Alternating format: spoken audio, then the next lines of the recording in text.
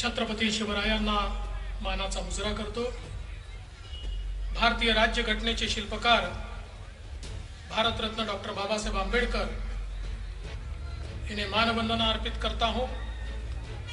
क्रांति के महासूर्य महात्मा ज्योतिबा फुले और क्रांति ज्योति सावित्रीबाई फुले इन्हें भी नमन करता हूं। और आज की हमारे इस सभा में हमारे बीच उपस्थित हमारे जनप्रिय सांसद श्री ज्ञानेश्वर, हमारी सभी की लाडली बहना और जिनको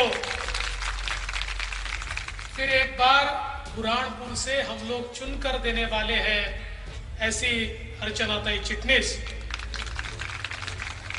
हमारे महाराष्ट्र के जुझारू सांसद उन्मेष पाटिल जी। अरे भाई आवाज क्यों बढ़ा रहा है? मंच पर उपस्थित महापौर माधुरीताई पटेल, गंगाराम जी मार्को, मनोज लाड़वे जी, सोनालीताई पाटिल, साधनाताई तिवारी, गजानन महाजन, रजनीताई चौधरी, अतुल पटेल जी, मनोज माने जी, मंचासीन सभी महानुभाव और उपस्थित सभी बहनों और भाइयों, अभी अभी अर्चनाताई कह रही थी कि जिनको अपने बच्चों की चिंता होगी वो भारतीय जनता पार्टी को चुनकर देंगे। अर्चनाताई ने बहुत सही बात कही। हमारे प्रधानमंत्री जी, हमारे सभी के लाडले नरेंद्र मोदी जी जब संबोधित करते हैं तो 130 करोड़ लोगों को संबोधित करते समय कहते हैं, मेरे प्यारे परिवारजनों। मोदी जी का अपना परिवार नहीं है, और जो है वो है, लेकिन मोदी जी तो अपना परिवार 130 करोड़ भारतीयों को मानते हैं। और ये जो चुनाव यहां पर आ रहा है, ये चुनाव केवल 5 साल की सरकार चुनकर देने का चुनाव नहीं है। भारत और मध्य प्रदेश किस दिशा में आगे बढ़ेगा, क्या मोदी जी के साथ मध्य प्रदेश जाएगा? मोदी जी जिस प्रकार से भारत को दुनिया की 5वीं अर्थव्यवस्था से तीसरी अर्थव्यवस्था की ओर ले जा रहे हैं, जिस प्रकार से गरीब कल्याण का एजेंडा मोदी जी पूरे देश में लगा रहे हैं, क्या उसके साथ फिर एक बार मध्य प्रदेश जाएगा कि नहीं जाएगा, इसका हिसाब लेने वाले। अभी आप देखिए, मध्य प्रदेश में भी कभी राहुल गांधी आते हैं, कभी प्रियंका गांधी आती है, कभी कहते हैं ये कर देंगे, कभी कहते हैं वो कर देंगे। कमलनाथ जी भी रोज नए आश्वासन देते। इनको एक बार पूछिए, आपने छत्तीसगढ़ में आश्वासन दिए थे, कौन से आश्वासन पूरे किए? आपने राजस्थान में आश्वासन दिए थे, कौन से आश्वासन पूरे किए? अरे ये लोग तो ऐसे, एक कांग्रेसी गांव पहुंच गया और गांव में पहुंचने के बाद बोला आपके गांव में स्कूल बनाएंगे, अस्पताल बनाएंगे, आपके गांव में पुलिया बनाएंगे। एक बूढ़ा खड़ा हुआ, बोला कैसे पुलिया बनाएंगे, हमारे गांव में ना नदी है ना नाला। बोले कोई बात नहीं, पहले नदी और नाला बनाएंगे फिर पुलिया बना देंगे। ये लोग, इनको भूलने की बीमारी है। वो गजनी पिक्चर आपने देखी थी, वो गजनी की बीमारी कांग्रेसियों को है। ये हर भाषण में एक नया आश्वासन देते हैं, कभी पूरा करते नहीं है। चुनकर आते हैं तो भूल जाते हैं, चुनकर आने के बाद इनको सिर्फ अपना घर संसार परिवार इतना ही नजर आता है। ये कभी दुनिया का विचार नहीं करते, लोगों का विचार नहीं करते, गरीबों का विचार नहीं करते। और आज देखिए, मोदी जी के राज में और शिवराज जी के राज में गरीबों का विचार हुआ है, आम आदमी का विचार हुआ है। मोदी जी ने जिस प्रकार से गरीबों की सेवा की है, आज मुझे बताइए, अभी अभी बताया जा रहा था कि यहां पर मकानों को प्रधानमंत्री आवास योजना की मदद मिली है, इससे पहले क्यों नहीं मिली? सरकारें तो इतनी बनी, जिस समय इस देश में पहली सरकार बनी थी तब से नारा दिया जाता था हर व्यक्ति को छत मिलेगा, रोटी कपड़ा और मकान हर व्यक्ति को मिलेगा। लेकिन 60 साल निकल गए, अरे वो तो मोदी जी को आना पड़ा, तब जाकर 5 करोड़ परिवार अपने घर में रहने को गए, उनको अपना छत मिला। आज हम देख रहे मोदी जी ने जिस प्रकार से इस भारत में गरीब कल्याण का एजेंडा चलाया, गरीबों को मकान मिला, गरीबों को गैस मिला, गरीबों को पानी मिला, गरीबों के घर बिजली मिली। आज देखिए मोदी जी के और शिवराज जी के कारण हमारे मध्य प्रदेश में 44 लाख परिवारों को अपना पक्का मकान मिला। 1 करोड़ 36 लाख लोग जो कांग्रेस के जमाने में गरीबी रेखा के नीचे थे, शिवराज जी के और मोदी जी के जमाने में गरीबी रेखा के ऊपर आए।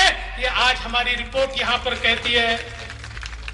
आज गरीब कल्याण के एजेंडे में 5 करोड़ लोगों को मध्य प्रदेश में मुफ्त राशन ये मोदी जी के और शिवराज जी के माध्यम से यहां पर मिलता है। 3 करोड़ 42 लाख लोगों को मध्य प्रदेश में आयुष्मान भारत का कार्ड मिला।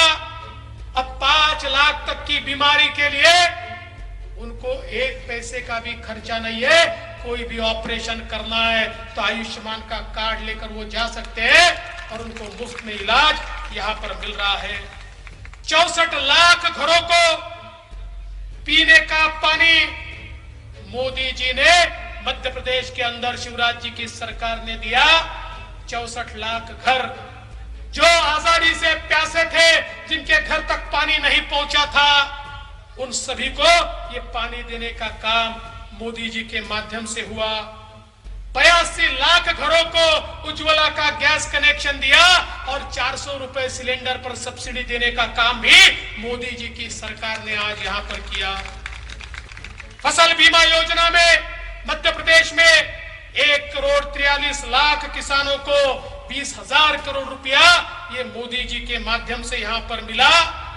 और आज जो विकास हम लोग देख रहे हैं, हर घर में विकास पहुंचाने का काम मोदी जी ने किया है।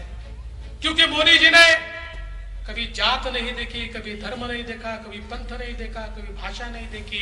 मोदी जी को एक ही जात, एक ही धर्म, एक ही पंथ, एक ही भाषा समझती है और वो है गरीबी। गरीबों के पीछे गरीबों का मसीहा बन के नरेंद्र मोदी जी खड़े हैं।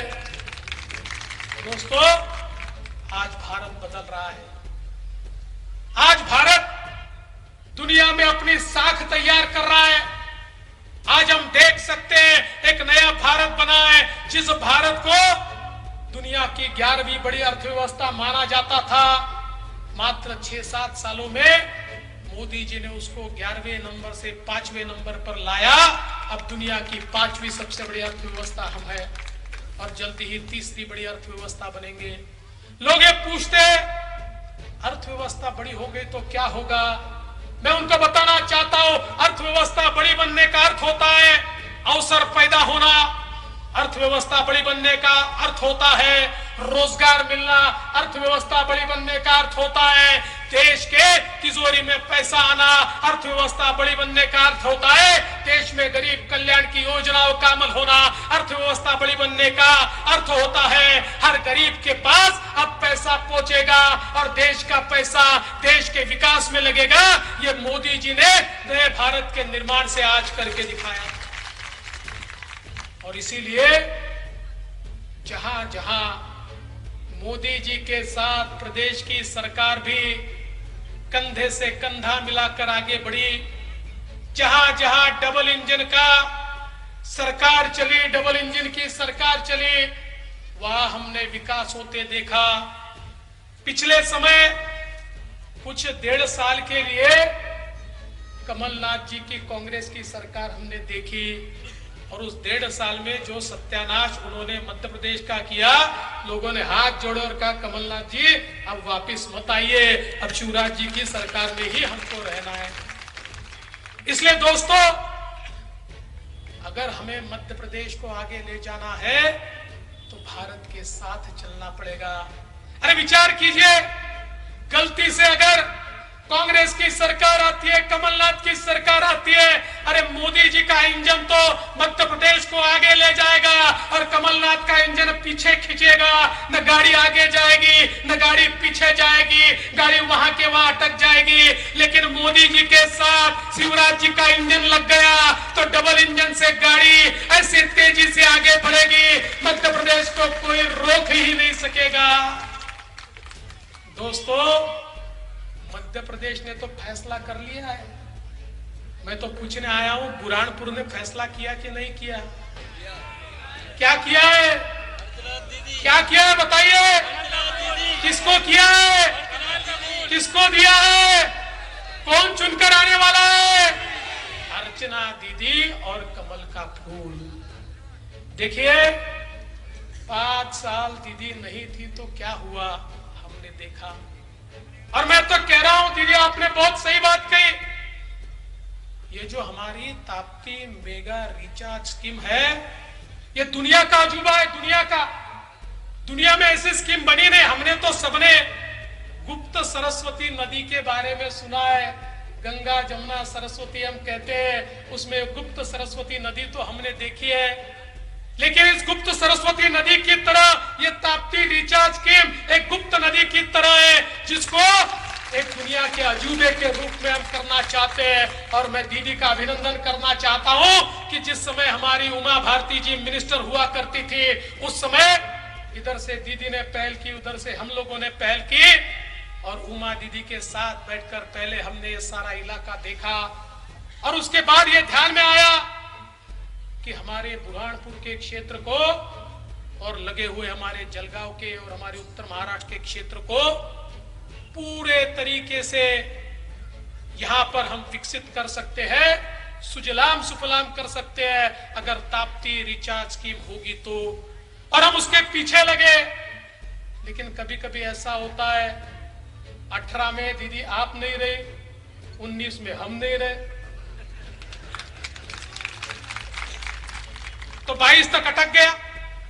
लेकिन आप चिंता मत कीजिए, जैसे ही मैंने उप मुख्यमंत्री का पद स्वीकारा, सबसे पहले ताप्ती मेगा रिचार्ज स्कीम का पीछा शुरू किया। और आज मैं आपको आश्वस्त करना चाहता हूं, मैंने उसको एसएलटीसी तक पहुंचाया है। अब ताई सिर्फ आपकी जरूरत है, आप एक बार चुनकर आ जाओ, फिर आप हम शिवराज जी मिलकर इस ताप्ती मेगा रिचार्ज स्कीम को मोदी जी का आशीर्वाद लेंगे।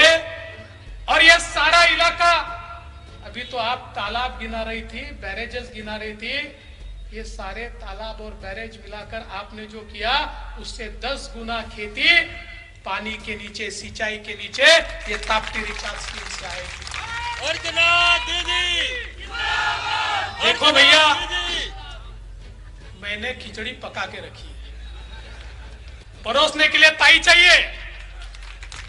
आपने ताई को भेजा कि ये पकी पकाई खिचड़ी आपकी थाली में लाने का काम हम करेंगे और यहाँ को सजलाम सुफलाम ये पूरे इलाके को करने का काम हम करेंगे।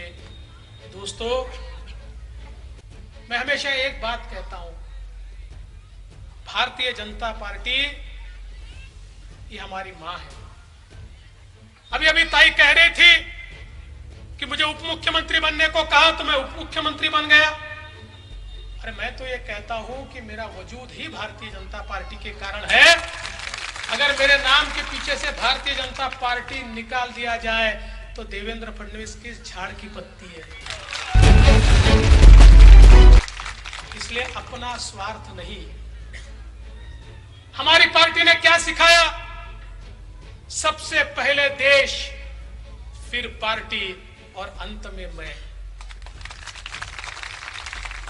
इसलिए आप लोग एक बात ध्यान में रखिए, इस चुनाव में कई बरगलाने वाली बातें होगी, अलग अलग प्रकार की बातें कही जाएगी, भारतीय जनता पार्टी के कार्यकर्ताओं को दिग्भ्रमित करने का काम होगा। लेकिन हमारा लक्ष्य एक है, और वो लक्ष्य है स्वर्णिम भारत का। हमारा लक्ष्य है स्वर्णिम मध्य प्रदेश का। और स्वर्णिम भारत और स्वर्णिम मध्य प्रदेश के लिए हमको छोटी मोटी हमारी चीजों को भूलना होगा, हमारे स्वार्थ को भूलना होगा। अरे कौन चुनकर आता है, कौन चुनकर नहीं आता, ये महत्व का नहीं होता है। कौन आगे ले जा सकता है, ये महत्व का होता है। किसके हाथ में ताकत है, ये महत्व का होता है। मोदी जी किसके पीछे खड़े रहेंगे, ये महत्व का होता है। और मोदी जी खड़े रहेंगे मध्य प्रदेश के पीछे, मोदी जी खड़े रहेंगे शिवराज जी के पीछे, मोदी जी खड़े रहेंगे हमारी अर्चना ताई के पीछे। और जिसके पीछे मोदी जी है, जनता को भी उन्हीं के पीछे खड़ा रहना है। इसलिए मैं आपसे इतना ही कहने को आया हूं, छोटी गलती पिछले बार की, जो एक बार गलती करता है उसको तो माफी है, लेकिन जो दोबारा गलती करता है उसको लोग क्या कहते हैं, मैं नहीं कहूंगा, क्योंकि आप तो इतने होशियार लोग हो, आप दूसरी गलती होने ही नहीं देने वाले हो। तो मैं आपके भरोसे छोड़कर जाता हूं। अब आने वाले इस चुनाव में इस प्रकार से वोटिंग कीजिए। अर्चना ताई चुनकर तो आएगी ही, लेकिन आपके वोटिंग का प्रतिशत ऐसा रहना चाहिए कि भोपाल में बैठे हुए नेताओं को लगना चाहिए कि अर्चना ताई को सिर्फ विधायक रख के नहीं चलेगा, आगे भी ले जाना पड़ेगा। इस प्रकार से वोटिंग कीजिए। इतना ही कहते हुए अपने शब्दों को विराम देता हूं। धन्यवाद। जय हिंद, जय भारत।